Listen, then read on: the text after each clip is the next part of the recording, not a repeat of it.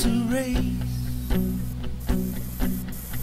like no other race before.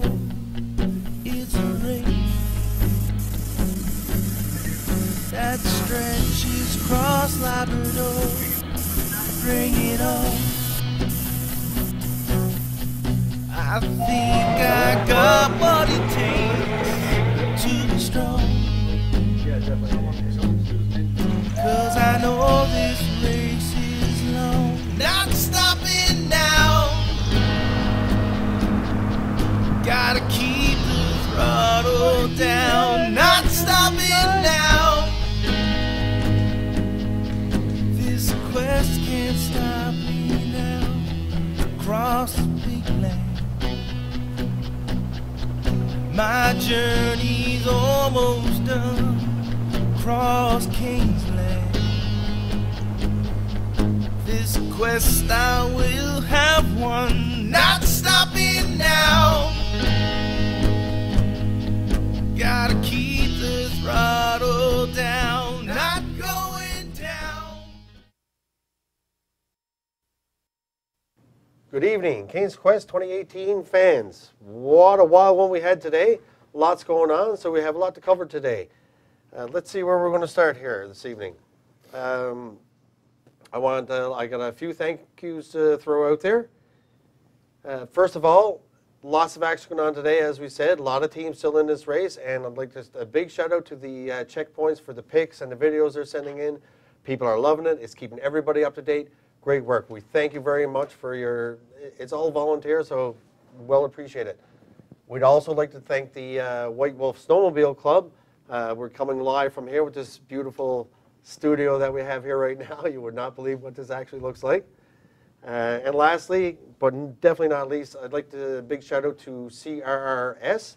They're our local not-for-profit radio cable supplier, or TV cable supplier, and they're bringing this to you for us. So a big thank you to those guys. All right, let's get down to business. Tonight I have with me Race Marshal Keith Canning. So Keith, welcome.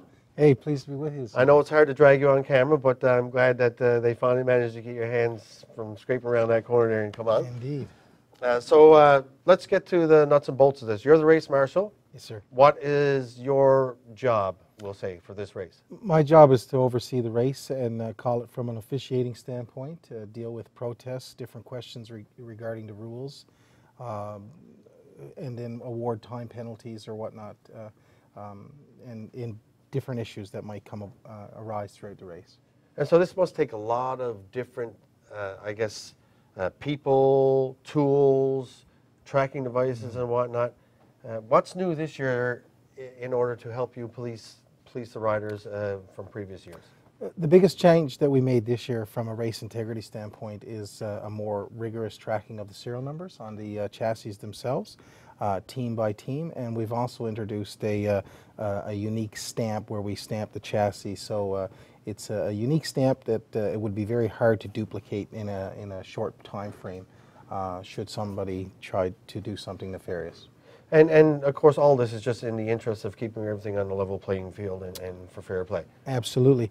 So what we've done, we have a really robust process in that. We actually do two things at the gear checks. Is when everything starts. Is the gear check folks who inspect the machines and the emergency equipment that the riders are obligated to carry. They record a serial number. Then another team would come behind them, record it a second time, and photograph it. And they would also stamp the machine and photograph that. Those pictures and the serial number and the stamp itself then get stamped to the original gear checklist, and then we do some other things throughout the race, just to make sure that there's no one changing out anything. Okay, so well checked and well policed. Now this must take a large number of people. Like, how do you do this? You can't do it by yourself, obviously. Well, like any race, whether it's Le Mans, the Baja 1000, any of these large events, Iditarod, you simply cannot do it with just 5 to 10 people who work on the board of directors. Those folks are busy enough.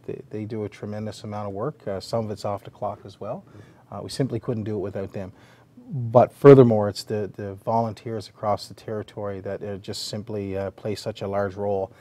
From the smallest, it could be something to do with fuel, it could be right up to the top of the chair. We don't look at anybody any different. It's a very important team, and without those volunteers, checkpoint leads, folks on the checkpoints, people along the trail, whether it's SARTEX, and a tremendous amount of people are involved. It could be the school children, in fact. We simply could not pull off an event this size without volunteers. So a big shout out to those guys and a big thank you for definitely making your job so much easier. Without a doubt, and to any of the volunteers across Labrador when you see this evening, very sincere thank you for the part you play and the sacrifice that you have to make sure that we're able to pull this race off, this fantastic international race. For sure. And again, thank you again. And we have to keep thanking these people because they do so much. We were talking earlier about the videos, now helping police the race. So wonderful, wonderful thing. If I could go back to that for a second, Yeah. look, the event simply would not exist without the literally thousands of volunteers across Labrador. Just wouldn't be here. For sure. And we thank you so much for that. Next, you want to talk a little bit, so huge race. I think for the most part, everybody's still mobile. What do you attribute that to? I think, I mean, we've had almost near historic snowfall levels in 2018. And I think when we were looking at the race from December to January, we weren't sure about how it would unfold because of the tremendous amount of snowfalls across the territory. Of course, once you go up around the tree line, it's a little different. And then we were thinking about the brooks and whatnot. But the weather rapidly changed. And I think because of those changing conditions that the snow conditions actually changed. Obviously, there was a great deal of tracking that took place from one end of the territory to the other. However, I think with the very quickly onset of mild conditions that it changed the track. Yeah. And then that said, it allowed for greater speeds. You have better visibility. You know, we're not down into the -60 range with wind chill out on the sea ice, and which greatly affects the riders, right? For sure. And quicker changing parts, everything is easier, right? There's one thing I would add to that, though, that some folks may forget, is that due to the milder temperatures, you know, obviously you're still going to, you know, you could still have hypothermic situation, but you'll see less frostbite conditions, which is really important as well. And I think you wanted just to kind of remind people about safety and getting around this race. Without a doubt. Look, I mean, safety is the primary focus. We want all riders to be home safe with their families at the end of the day. We had an incident yesterday, and I spoke to that gentleman this morning, and he's very good spirits. To the folks out there who might be listening in on that, and we'll take care of that in due time. But of course, safety is our primary function here at Cain's Quest, and that's the first thing we're thinking about, and it's actually what keeps us up at night.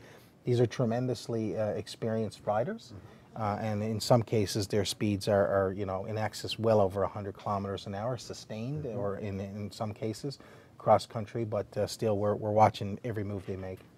Awesome, thank you. And we were talking earlier today, and to you, this is not just a race. This is not a bunch of volunteers, a bunch of riders. To you, it's a little bit more than that. Without a doubt. I think probably 4 summers ago when we sat in this very facility and we were discussing, we were starting to lay out a strategic business map for Cain's Quest. We talked a lot in that warm day in July about what our mission statement would be, and it was very important. The race encompasses the entire territory of Labrador. But and within that footprint, there's 30,000 of us, and it's probably the single biggest tool we can use to unite the peoples across Labrador. Definitely, and for you mentioned too, it's the kids. You know, it's goals. You know, it's about goals. It's without a doubt. Character. Look, I mean, you know, across the coast of Labrador, it could be the coast of British Columbia or some other remote areas around Ongava Bay. It could be in Hudson's Bay, but in Labrador itself, it's expensive to travel. Some of the kids don't get to do a lot of traveling out on the coast and whatnot because we are very isolated in some cases. So it's very important to me that the children of Labrador get to celebrate and see this great race. Like for instance, I'm pretty sure that the young kids in Black Tickle seeing those riders come through very shortly are going to be very tremendously excited to see that. And that to me is, aside from the riders and the volunteers, is very important for me for those young children to enjoy the race and you know, dream big, guys. Stay in school, and one of these days we're going to be watching you guys on TV racing. Absolutely. And on that note, I'd like to thank you very much for coming and speaking to us today. Again, Keith Canning, the race marshal. Today we'll go in and we'll look at our Spotlight community today, and it's Checkpoint 6, Hopedale. So we're going to have a look at a little bit of video there of Hopedale, I believe.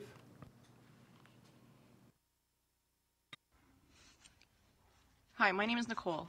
I'm the K-12 physical education and health educator here in Hopedale. I've been here for about 10 years, and when I first came here I was so impressed with the Inuit way of life, and I absolutely fell in love with it. The community hosts a number of festivals throughout the year and takes great pride in its culture. We have a number of facilities, including the recreation complex, our CMP compound, Big Land Grocery, DJ's Convenience Shop, Amagok Hotel, NG Assembly, and more. Hopedale makes a great checkpoint for Kane's Quest, and one of the reasons is because we have absolutely an endless number of volunteers that stay dedicated hours on end. We're involved right from asking questions through social media to cheering the teams on when they get in, setting up the base and preparing food, and it's like this no matter what you do in Hopedale. Hopedale has an energy that just gets you and keeps you.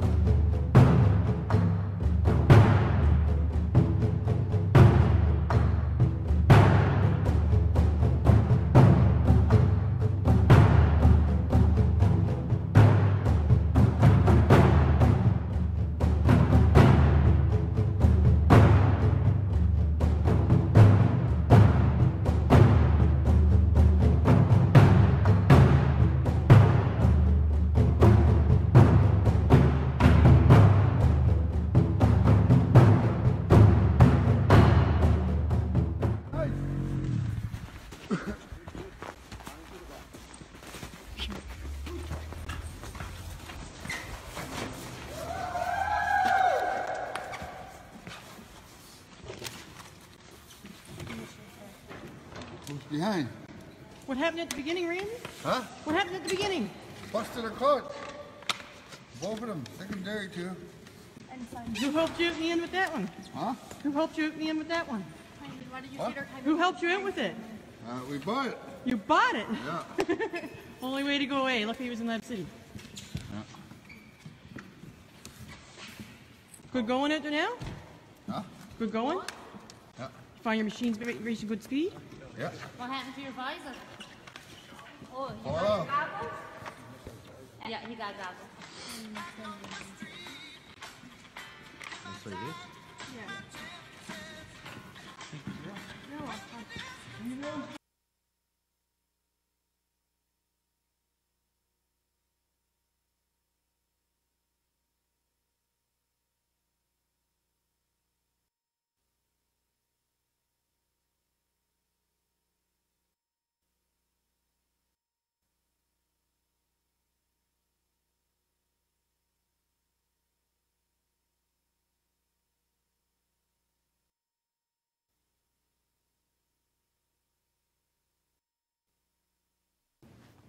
Sorry about that, folks. A little bit of technical difficulty here. We're just having this studio built and whatnot. We have a few bugs to iron out. So last night's trivia question was, who was the youngest Kane's Quest 2018 racer? Of course, the answer was Daniel Newhook. And the trivia winner was Danielle Matias. So congratulations, Danielle. You probably got some pretty wicked Kane's Quest 2018 swag, like myself, all done up. Keith, hey, what? Looks great. Good gear. So now we're going to go over to the weather. Oh, sorry, tonight's trivia question before I take off that one. And Keith, it's almost like you're starting the show tonight because this was your trivia question as well. Almost, but you're not.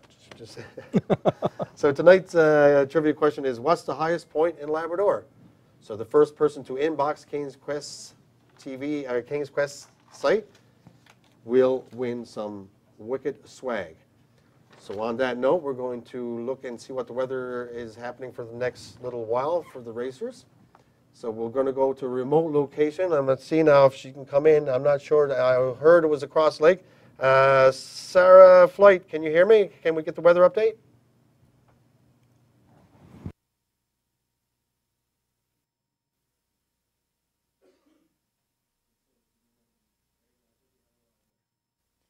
Thank you, Sean. Another exciting day in the Canes Quest world. Another day of beautiful weather for our racers. I can't believe how great the weather's been.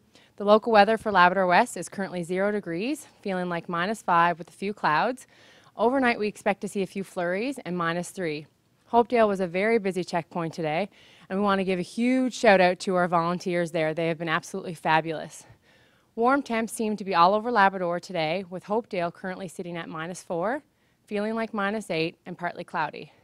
Overnight, we expect to see very little change with a few scattered flurries. Teams are flying down the south coast as we speak and headed towards Cartwright, where it is currently -1 with 15-kilometer-hour winds. Overnight, we will see a few scattered flurries and -2 with wind gusts of 39 kilometers an hour. It's great to see so many teams left in this race. This is certainly shaping up to be a very exciting, fast race. Want to give a shout out to my kids today. Hi, Rylan and Jordan. And as always, stay classy, Labrador. Back to you, Sean. Thank you very much, Sarah. And she gets to do all the traveling, eh? So we're back, and I'd like to welcome back. Do we have any the Team 11 video? Do we have that ready to go? Okay. We'll bring that to you probably tomorrow. Welcome back, Keith Canning. Keith, you can't be volunteer so much time into this race and whatnot if you're not a fan as well. So one heck of a day today, day 3. Lots happening. Boy, I tell you. Just before I give the race update, I just want to touch on something while we broke away for Sarah at her remote checkpoint there for the weather. When we were talking about some of the race integrity items that we put into place this year, one of the things that I wanted to mention is that we are doing random checks on chassis serial numbers across various checkpoints. And furthermore, we do have some folks who are photographing the unique stamp that we put on the machines. And then when they call in from the various checkpoints and say, such and such a team has just checked in, we'll also have their serial number, and then we'll verify it with the original gear check machine serial numbers that we've done. So in all, guys, very rigorous process, and we're following that very closely. And we're doing some other things too that we'll keep at the headquarters, just from a race integrity standpoint. And of course, and you're talking about race integrity, and what we tend to forget, because we're almost desensitized to this is a world-class international event, and when you step to that level, you have to have controls of everything along the way.